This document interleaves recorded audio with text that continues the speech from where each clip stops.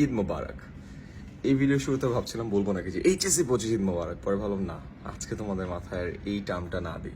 আমি জানি অলরেডি পরীক্ষা টাইমিংয়ের কারণে তোমাদের অনেক প্রেশার, অ্যাংজাইটি, টেনশন যাচ্ছে, অ্যান্ড এটা খুবই স্বাভাবিক, এটা অস্বাভাবিক কিছু না। আর আমি বলবো আজকের দিনটা হলেও কোনো ধরনের এই পরীক্ষা, এইচএসসি এই টার্মগুলো মাথায় না এনে একটু এনজয় করো। তার কারণ হলো সামনে প্রায় 1.5 থেকে 2 মাসের একটা বিশাল ধকল যাবে, প্রেশার যাবে, যেটা শারীরিকের থেকেও কিন্তু বেশি মানসিক।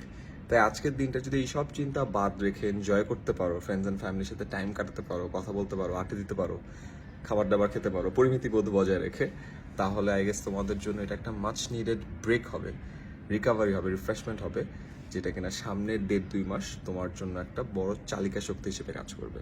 সো ইয়াপ, এনজয় করো অ্যান্ড চেষ্টা করো ওই সব থটস আজকে সামহাও মাথা থেকে বাদ রাখতে, তাহলে কিন্তু আজকের দিনটা প্রপার একটা রিকাভারি ডে হবে। অ্যান্ড ইয়েস, এনজয় করো, ঈদের আনন্দ ভাগাভাগি করো। I wish you all the very best. ঈদের অনেক অনেক শুভেচ্ছা থাকলো, সবাই ভালো থেকো, অ্যান্ড এগেন টেনশনগুলো আজকের জন্য একটু বাদ দাও। Enjoy the day.